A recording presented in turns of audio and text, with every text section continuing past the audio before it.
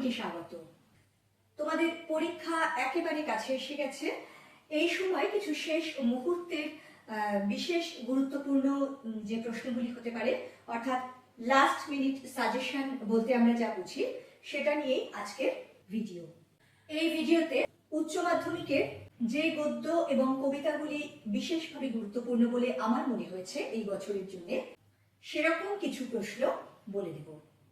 মূল আলোচনায় আসার আগে প্রতিদিনের মতো বলে নিই, যারা চ্যানেলটি সাবস্ক্রাইব করেছো তাদের ধন্যবাদ, যারা এখনো করনি তোমাদের যদি আলোচনাগুলি ভালো লাগে এবং এই ধরনের আলোচনা আরো বেশি করে পেতে চাও, তাহলে আশা করব লাইক, শেয়ার ও সাবস্ক্রাইব করে পাশে থাকবে।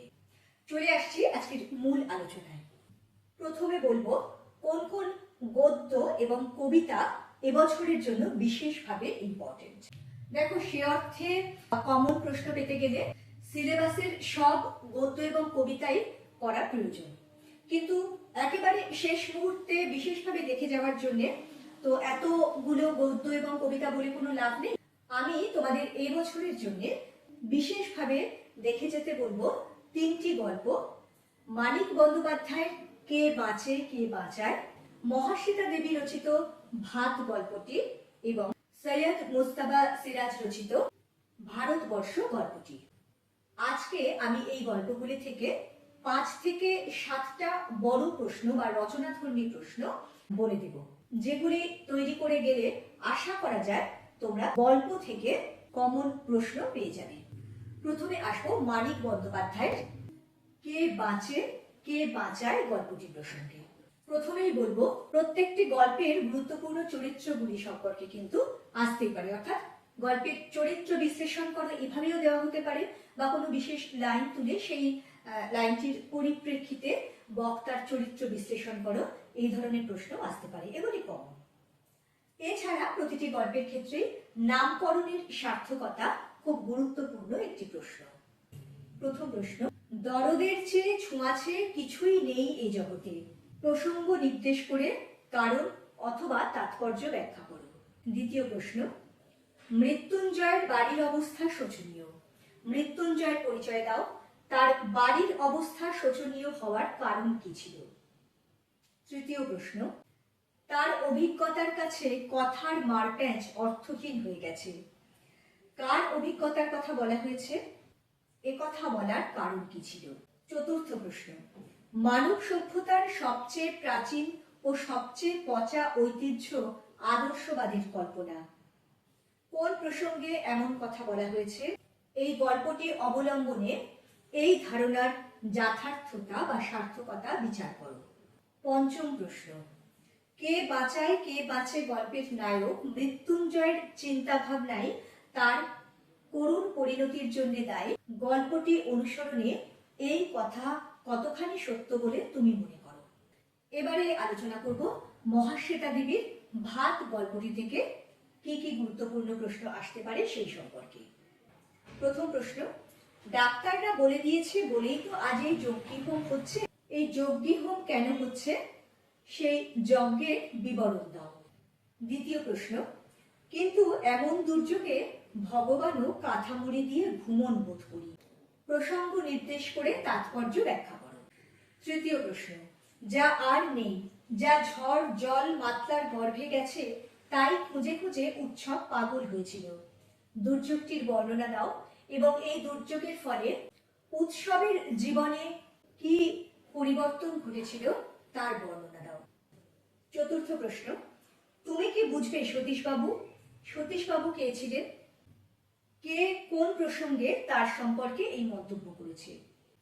পঞ্চম প্রশ্ন: কত যে সময় যায়, কত কি যে হতে থাকে, প্রসঙ্গ নির্দেশ করে বড় বাড়ির বুড়ো কর্তার শেষ যাত্রা বরণ দাও। 6 নম্বর বা ষষ্ঠ প্রশ্ন: সে বুঝতে পারে সব ভাত ওরা পথে ফেলে দিতে যাচ্ছে, ওরা বলতে কাদের কথা বলা হয়েছে, সে বলতে কার কথা বোঝানো হয়েছে, বুঝতে পেরে সে কি করেছিল। সপ্তম প্রশ্ন: দাঁতগুলো বের করে সে কামটের মতোই হিংস্র ভঙ্গি করে, কে কার প্রতি এরূপ আচরণ করেছিল, তার এরূপ আচরণের কারণ বিশ্লেষণ করো। এবারে আসবো সৈয়দ মুজতবা সিরাজ রচিত ভারতবর্ষ গল্পটির প্রশ্ন সম্পর্কে। প্রথম প্রশ্ন, সেই সময় এলো এক বুড়ি। প্রসঙ্গ নির্দেশ করো এবং এই বুড়ি সম্পর্কে লেখক যে বর্ণনা দিয়েছে ব্যাখ্যা করো। দ্বিতীয় প্রশ্ন, বুড়ির শরীর উজ্জ্বল রোদে তপ্ত বালিতে চিত হয়ে পড়ে রইল। বুড়ির পরিচয় দাও, তার এমন অবস্থার কারণ ব্যাখ্যা করো। তৃতীয় প্রশ্ন, হঠাৎ বিকেলে এক অদ্ভুত দৃশ্য দেখা গেল। অদ্ভুত দৃশ্যটি কি ছিল, তাকে অদ্ভুত বলার কারণ কি ছিল। চতুর্থ প্রশ্ন, দেখতে দেখতে প্রচন্ড উত্তেজনা ছড়ালো চারিদিকে। প্রসঙ্গ নির্দেশ করো এবং উত্তেজনাপূর্ণ ঘটনাটির বিবরণ দাও অথবা বচসা বেড়ে যাওয়ার কারণ ব্যাখ্যা করো। চতুর্থ প্রশ্ন, যা যা পালা বলে সে নড়বড় করে রাস্তা ধরে চলতে লাগলো। সে বলতে কার কথা বলা হয়েছে? ভারতবর্ষ গল্পটি অবলম্বনে তার পরিচয় দাও।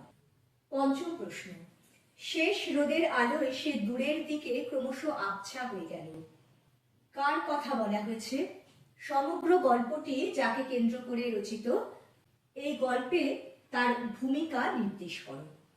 এবারে যে কবিতাগুলি বিশেষভাবে গুরুত্বপূর্ণ সেগুলি হলো রবীন্দ্রনাথ ঠাকুর রচিত রূপনারায়ণের কুলে, জীবনানন্দ দাশ রচিত শিকার, সমর সেন রচিত কবিতা মহুয়ার দেশ, শক্তি চট্টোপাধ্যায় রচিত আমি দেখি কবিতাটি এবং মৃদুল দাশগুপ্ত রচিত ক্রন্দনরতা জননীর পাশে। প্রথমে আসবো রবীন্দ্রনাথ ঠাকুর রচিত রূপনারায়ণের কুলে কবিতাটির প্রসঙ্গে। প্রথম প্রশ্ন, রূপনারায়ণের কুলে জেগে উঠিলাম। কে জেগে উঠলেন? এই জেগে ওঠার প্রকৃত বা অন্তর্নিহিত অর্থ ব্যাখ্যা করো। দ্বিতীয় প্রশ্ন, জানিলাম এ জগৎ স্বপ্ন নয়। রূপনারায়ণের কবিতা অবলম্বনে এই পংক্তির তাৎপর্য ব্যাখ্যা করো। তৃতীয় প্রশ্ন, সে কখনো করে না বঞ্চনা। কে কখনো বঞ্চনা করে না? কবির এই উপলব্ধির কারণ ব্যাখ্যা করো। চতুর্থ প্রশ্ন, আমৃত্যু দুঃখের তপস্যা এ জীবন। এই জীবনকে দুঃখের তপস্যা বলে কবি কেন উল্লেখ করেছেন অথবা এই কথার তাৎপর্য ব্যাখ্যা করো। পঞ্চম প্রশ্ন, মৃত্যুতে সকল দেনা শোধ করে দিতে।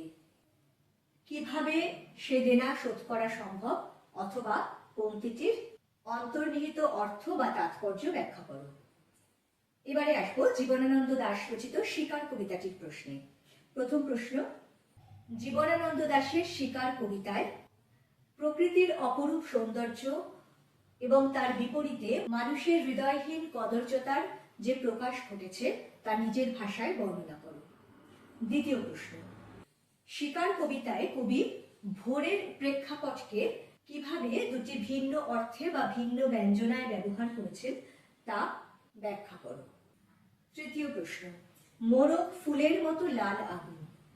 কোন আগুনের কথা বলা হয়েছে? পংক্তিটির অন্তর্নিহিত ব্যঞ্জনা প্রকাশ করো। চতুর্থ প্রশ্ন, এই ভোরের জন্য অপেক্ষা করছিল। কে এই ভোরের জন্য অপেক্ষা করছিল? তার এই অপেক্ষার পরিণতি কি হয়েছিল? পঞ্চম প্রশ্ন, একটা অদ্ভুত শব্দ। কোন শব্দের কথা বলা হয়েছে? শব্দটি অদ্ভুত কেন? এর পরের ঘটনা কি ঘটেছিল সংক্ষেপে ব্যাখ্যা করো। ষষ্ঠ প্রশ্ন, রোগা শালিকের হৃদয়ের বিবর্ণ ইচ্ছার মতো। প্রসঙ্গ নির্দেশ করে পংক্তিটির তাৎপর্য ব্যাখ্যা করো। এবারে বলবো কবি সমর সেন রচিত মহুয়ার দেশ কবিতাটির থেকে কয়েকটি গুরুত্বপূর্ণ প্রশ্নের কথা। প্রথম প্রশ্ন, মাঝে মাঝে সন্ধ্যার জলস্রোতে অলস সূর্য দেয় একে। দৃশ্যটির তাৎপর্য ব্যাখ্যা করো। দ্বিতীয় প্রশ্ন, ধোঁয়ার বঙ্কিম নিঃশ্বাস ঘুরে ফিরে ঘরে আসে শীতের দুঃস্বপ্নের মতো। মহুয়ার দেশ কবিতা অবলম্বনে শহুরে মধ্যবিত্ত জীবনের যে ছবি ফুটে উঠেছে তা নিজের ভাষায় বর্ণনা করো। তৃতীয় প্রশ্ন, অনেক দূরে আছে মেঘ মদির মহুয়ার দেশ। কবিতা অবলম্বনে এই মেঘ মদির মহুয়ার দেশের বর্ণনা দাও। চতুর্থ প্রশ্ন, আমার ক্লান্তির উপরে ঝরুক মহুয়া ফুল, নামুক মহুয়ার গন্ধ। আমার বলতে কার কথা বলা হয়েছে? তার এমন আকাঙ্ক্ষার কারণ কি ছিল? পঞ্চম প্রশ্ন, ঘুমহীন তাদের চোখে হানা দেয় কিসের ক্লান্ত দুঃস্বপ্ন। কাদের কথা বলা হয়েছে? তাদের ঘুমহীন চোখে ক্লান্ত দুঃস্বপ্ন কেন হানা দেয়? পঞ্চম প্রশ্ন, অবসন্ন মানুষের শরীরে দেখি ধুলোর কলঙ্ক। এখানে কোন মানুষদের কথা বলা হয়েছে? তারা কেন অবসন্ন? ধুলোর কলঙ্ক বলতে কবি এখানে কি বোঝাতে চেয়েছেন? এবারে আসবো শক্তি চট্টোপাধ্যায় রচিত আমি দেখি কবিতাটির কয়েকটি গুরুত্বপূর্ণ প্রশ্নে। প্রথম প্রশ্ন, আরোগ্যের জন্য ওই সবুজের ভীষণ দরকার। ওই সবুজ বলতে কবি কি বোঝাতে চেয়েছেন এবং সেই সবুজকে পাওয়ার জন্য কবি কি করতে চেয়েছেন? দ্বিতীয় প্রশ্ন, গাছগুলো তুলে আনো বাগানে বসাও। আমি দেখি কবিতা অবলম্বনে কবির বৃক্ষপ্রীতি বা গাছেদের প্রতি অন্তরের ভালোবাসা ও দরদ কিভাবে প্রকাশ পেয়েছে তার পরিচয় দাও। তৃতীয় প্রশ্ন, ওই সবুজের ভীষণ দরকার। এই সবুজ বলতে কি নির্দেশ করতে চেয়েছেন কবি? কেন তাদের ভীষণ দরকার বলে কবির মনে হয়েছে? চতুর্থ প্রশ্ন, শহরের অসুখ হাঁ করে কেবল সবুজ খায়। উদ্ধৃতাংশটির তাৎপর্য ব্যাখ্যা করো। পঞ্চম প্রশ্ন, আমার দরকার শুধু গাছ দেখা। আমার বলতে এখানে কার কথা বোঝানো হচ্ছে?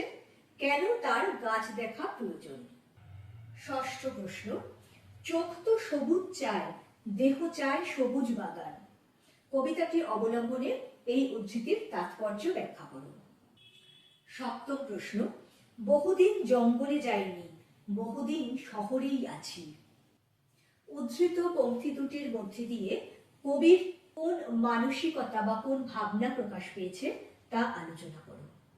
এবারে বলবো কবি মৃদুল দাশগুপ্ত রচিত ক্রন্দনরতা জননীর পাশে কবিতাটি থেকে কয়েকটি গুরুত্বপূর্ণ প্রশ্নের কথা। প্রথম প্রশ্ন, কেন তবে লেখা, কেন গান গাওয়া, কেন তবে আঁকাআঁকি? এই কবিতায় কবির এই মানসিকতার কারণ ব্যাখ্যা করো। দ্বিতীয় প্রশ্ন, ক্রন্দনরতা জননীর পাশে কবিতায় কবি জননীকে ক্রন্দনরতা কেন বলেছেন?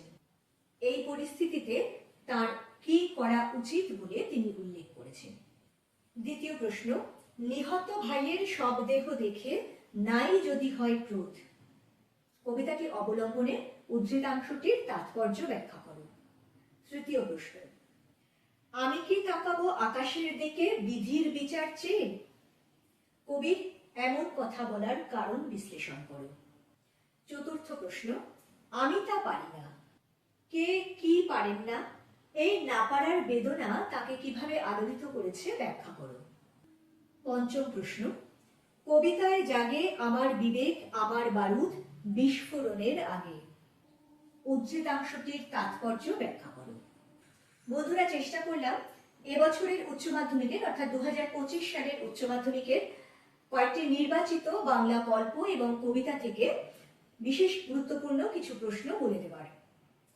তোমরা যদি মূল গল্প এবং কবিতার ব্যাখ্যাগুলি ভালো করে দেখে যাও এবং এই প্রশ্নের উত্তরগুলি একটু তৈরি করে যাও, তাহলে গল্প এবং কবিতা থেকে কমন প্রশ্ন পেয়ে যাবে বলে আশা রাখি। পরের দিন আরো একটি নতুন পাঠ নিয়ে চলে আসবো খুব তাড়াতাড়ি।